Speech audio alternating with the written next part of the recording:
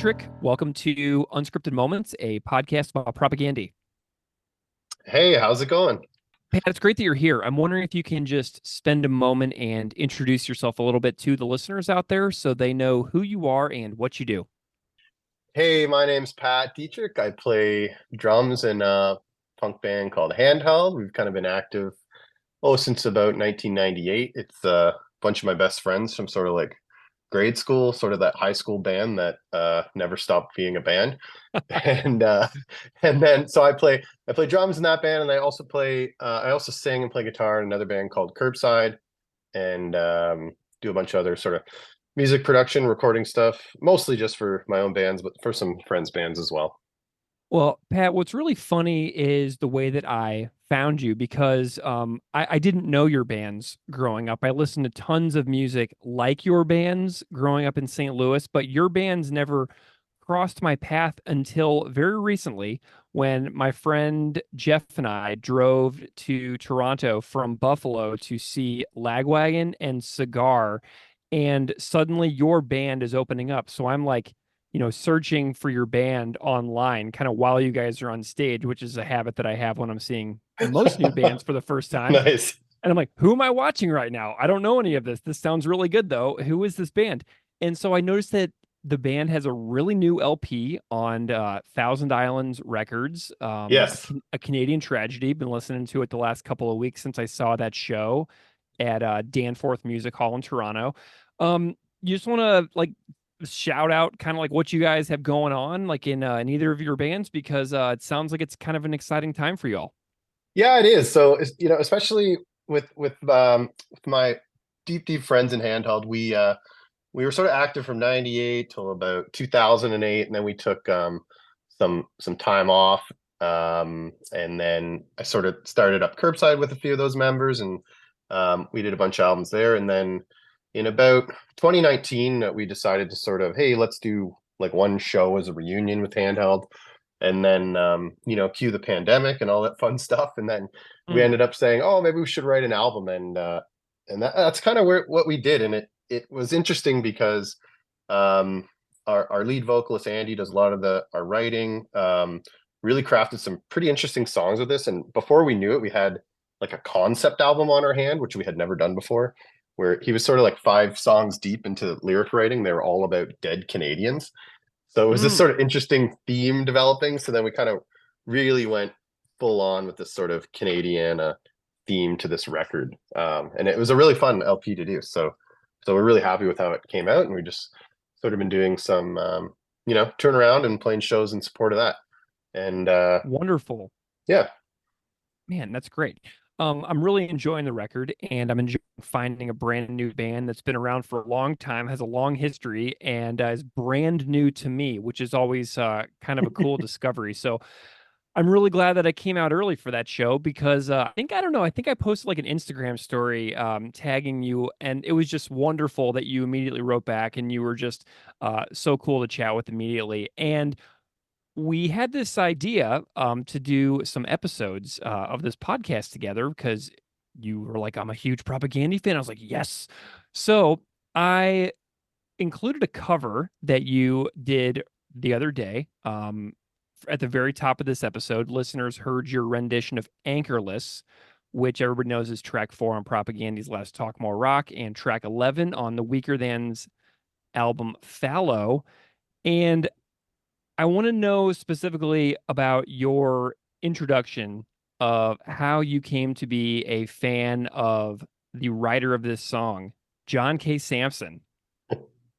sure. So I mean that would, obviously go back to, myself as a propaganda fan. And I've got an interesting sort of, genesis to this all is that, so I was sort of born and raised in the town in, southwestern Ontario called Kitchener. There's like a sister town called Waterloo. So a lot of people call Hmm. it Kitchener, Waterloo, Ontario.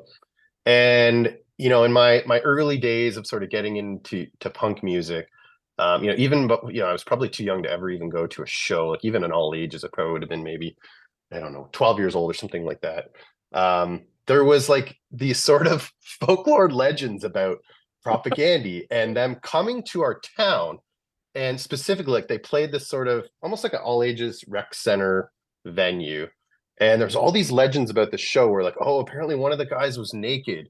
Mm, Oh, and apparently he spent 30 minutes doing a speech and yelling at everyone in the crowd and telling them like there was all these like crazy stories about Chris. And I was yeah. just like, what? Like I'd never heard this band. I was like, what is this?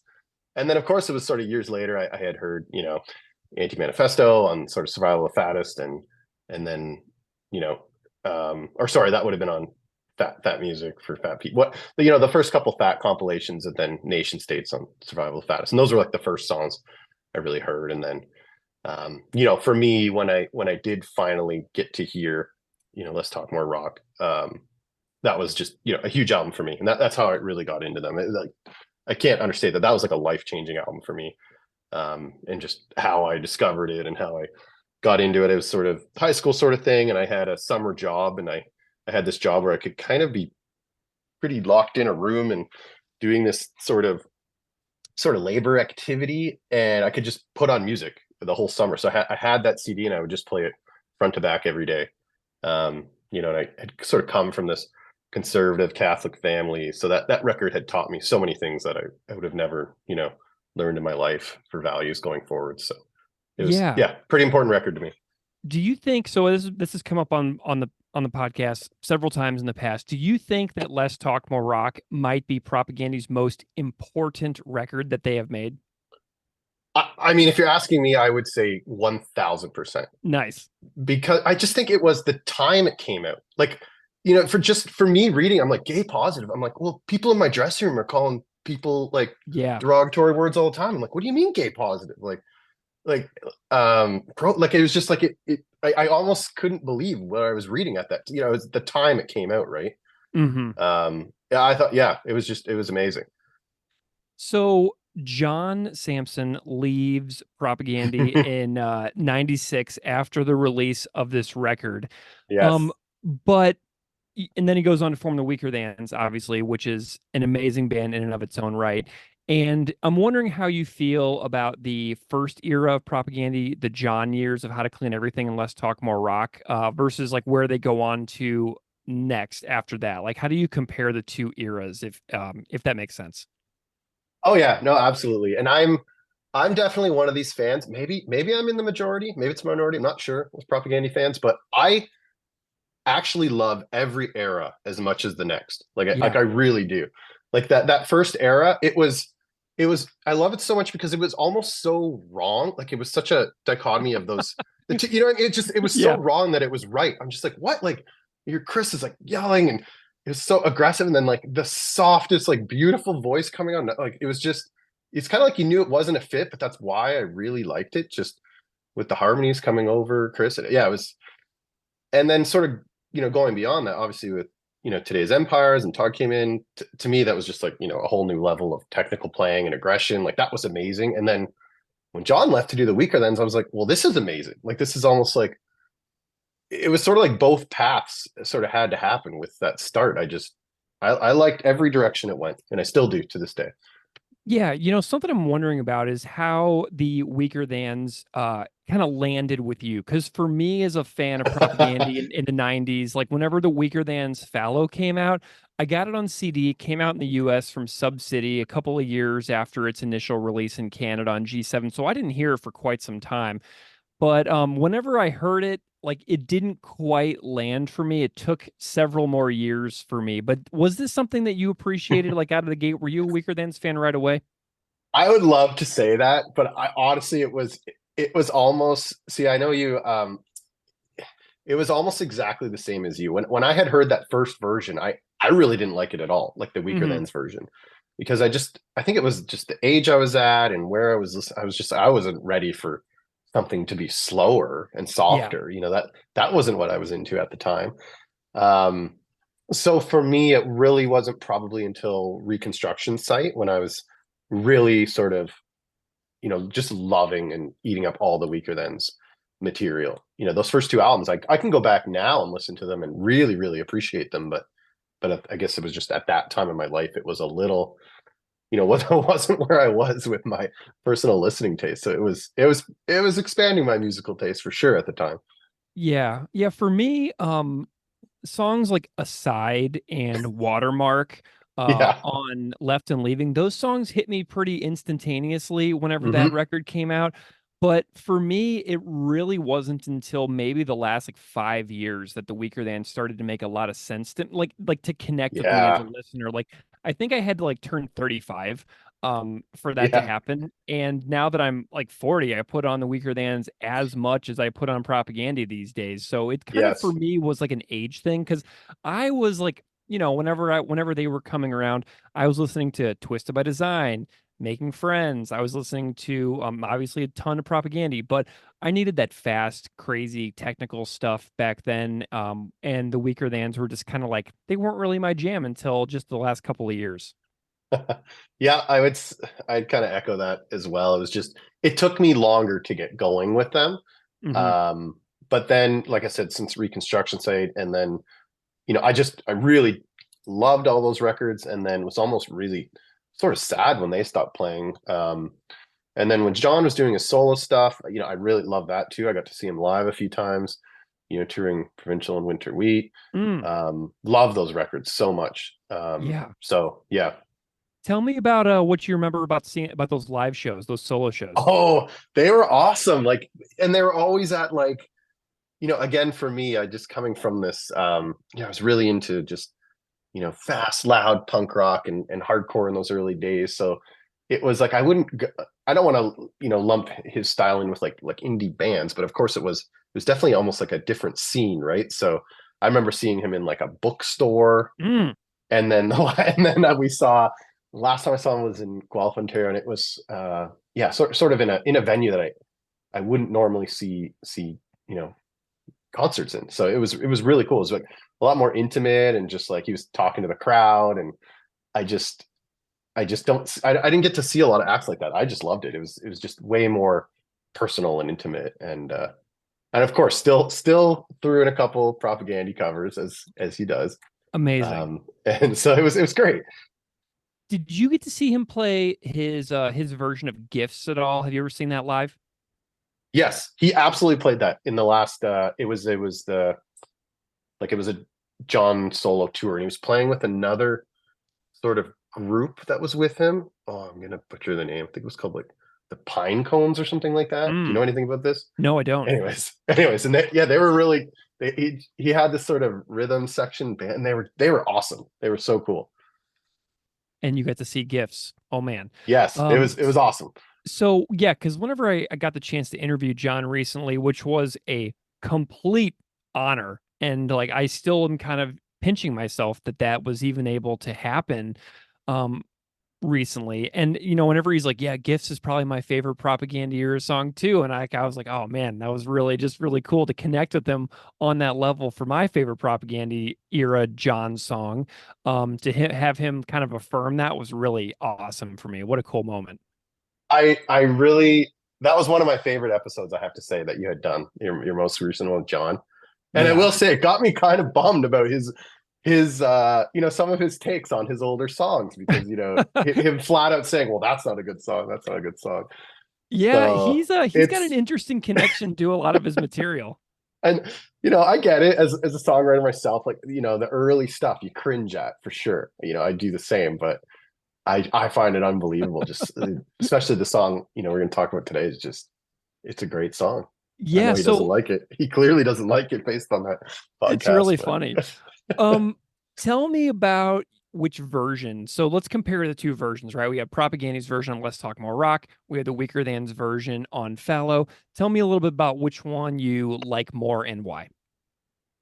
so I'm just again back to that. Let's Talk More Rock is one of my favorite albums by Propaganda. That it's for sure goes to that song, and I just like again, if you listen to sort of the track order of that, I believe that's like the first one that you hear. That's like John right in the front. Yep, number four. If you go by the track listing, that you're just like, wow, like it really hits you as something completely different. And I just love the sort of mix of just the sound of that record, and then John's voice over top of like the sound of those guitars and drums. Like it's just this crazy sort of doesn't seem like it fits, but it's just so good. So I'm very biased. I do love that version a lot more. And I like that it's short, right? It's like a minute and 40 seconds. Hmm.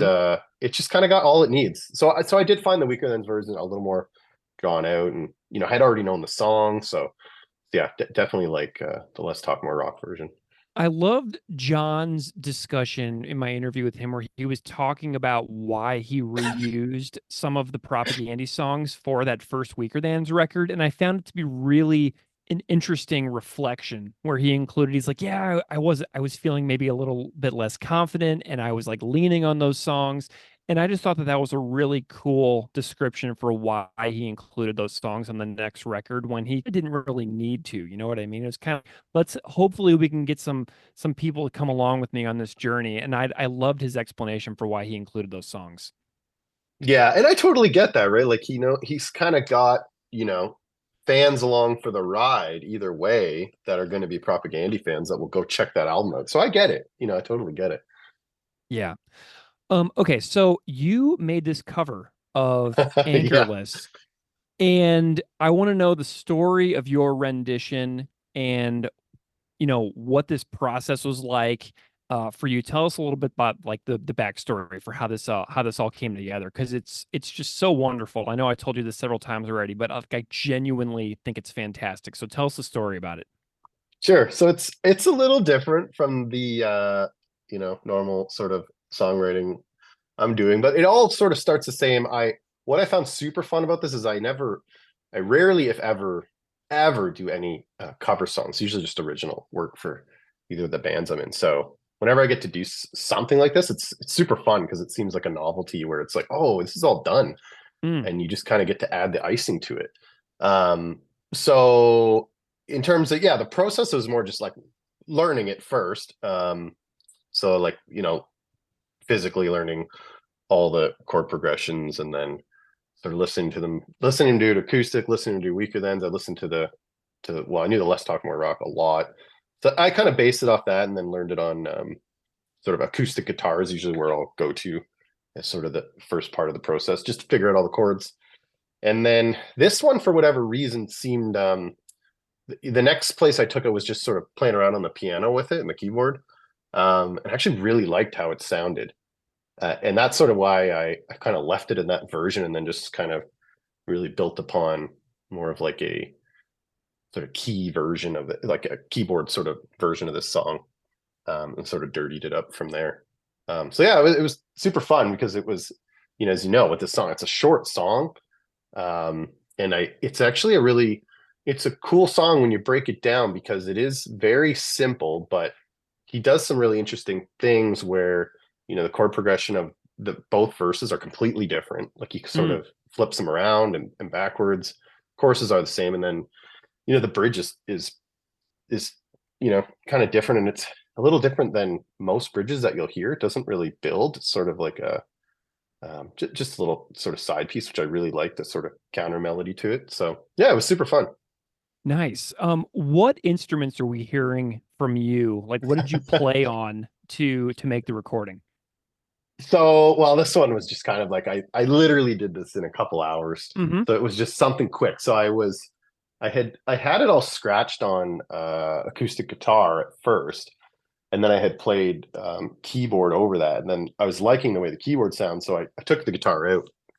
So what you're hearing is mostly all keyboards, Hmm. and just with a lot of like distortion and sort of way like some big overdrive and saturation. So there's probably like 4 or 5 different keyboard tracks, and then the drums I just played on like my electric kit triggered up.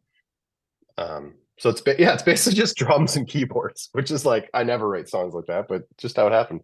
Dude, that is awesome. That is not at all what I was expecting you to say. That is fantastic. What were you Um, thinking? It was something different? I just thought it was like a fuzzed out guitar. You know what I mean? I was not Yeah, expecting and that. it was going to be that, and then I was just like the and the thing with like I'm not a piano player, but I can play. But what I really enjoy about a piano is it's so easy to get all the notes. So like doing those like low octaves around his progressions, I don't know. I just really like the sound of how he put that chord progression together. So then I was like, oh, I just got to keep this keyboard because I like the sound of it. So you didn't have to play bass on it. No, there's no bass. It was all keyboard. Like Amazing. there was guitar and bass and all this other stuff, and I just ended up taking it out and just did a lot of different effects on keyboards, You have no idea which how happy which this makes me. which sounds hilarious because if my band members listen to this, they'll be like, "What the hell is he doing?" Because I will never write like this, but it just happened. It's a really good way to spend some downtime if you've got it around the holidays. You know what I mean? Like mess For around, sure. try something new, see what comes out. You might just get on a podcast about propaganda with it. Amazing. Exactly. Was there anything like anything else that stands out to you about like the drums or the bass riffs or anything like that from the version whenever you were kind of like pulling the song apart and dissecting it? Did anything Oh, surprise you at all? oh, for sure. I would say, especially because this is, an infamous thing on the internet, right? One of the things I did was like, okay, I'm going to look up the chords online. And then of course, you pull those up and I'm playing along and I'm like, well, these aren't right. Like Hmm. they're usually submitted by, the community. Um, and the one thing I'll have to do a big shout out here to the Sheet Happens guys. Are you familiar Yes. with Oh, yeah. absolutely. So so the thing is, there is no Sheet Happens for Let's Talk More Rock, at least that I'm not aware of. I Do you believe know if they're there is? actually working on it in the future. It's kind of an in Oh my God. development thing. Okay, that would be super exciting because my guitarist for Handheld and I, we love those things and he buys them all. And, there's just it's especially for a band like Propaganda that you're such a big fan. It's like you want to know what they're actually playing. Yeah. So when you asked about what was surprising, I actually did find it tricky to figure out what Chris was playing over top because it's like he sort of in the second verse he plays a lot of these sort of high palm muted parts, and I had trouble figuring out exactly what he was doing, and all Hmm. the tabs on mine were wrong. Um, and that's probably a little bit back to why I went with keyboards because I was like, well, if I try to do something exactly like he's doing, it's not going to sound like it. So there is a little bit of surprising sort of um, I would call it sort of high up on the neck, sort of muted guitar work that Chris is doing. That's pretty interesting. That you can kind of hear it, but it's not overpowering over John's vocals in the second verse. But it's pretty interesting if you take a listen. Hmm. Awesome. I love it. Um, so I don't know. And is there anything else that you feel like listeners should know? Like, do you have any like thoughts about the lyrics that like connect to your own life in any way that stand out? Is there any like, other personal resonance that you have with this one that you wanted to share? Yeah, I would say I've definitely had that my own interpretation of it, and then I've heard interviews of John sort of breaking down his actual meaning. I don't know if you've seen those, what he's saying. Like I think mostly from what I've read from him, it seems to be like a family member that was close to him and died that they had like conflicted feelings about. Um, so I always sort of had heard this song in my head as like, sort of like not wanting to be chained down and leaving, the small town to do something else and, having a fresh start. So that was sort of always my takeaway with it. And I just sort of the imagery of this, I always sort of think about someone's yard with like an old rusty boat Mm. in the backyard. That's always where my mind goes. And it's just like you can sort of visualize just the look of that and sort of the sad feeling of that. It just, yeah, I just, I just feel like John, he always has, at least for me, just one of my favorite lyricists can always seem to paint a picture more than better than anyone else I find that I listen to. I live in Buffalo, New York, and during the summer I ride my bike nonstop. It's like 5, 6 days a week I'm out on my bike riding around, and every single time I see a boat abandoned in like a parking lot or just on the side of a house or something like that, you can always see them a mile away. But I see so many abandoned boats here in Buffalo because we're surrounded by water. We got Lake Of Ontario, course. we got Lake Erie, we Yeah. got Niagara River, and there are boats everywhere. And there are so many. And I tend to stop my bike ride in the middle of it if I'm have a little bit of extra time to kill and snap pictures of boats. So I just have this folder on my phone of just abandoned boat photos from all over Buffalo on my bike ride. And like this is one of the lines that sticks with me most whenever I'm out and about in my normal life here in town. Just because the boat, it's just I see him everywhere. I see him every day. I saw him today, and I think about this song so regularly that it kind kind of blows my mind, you know?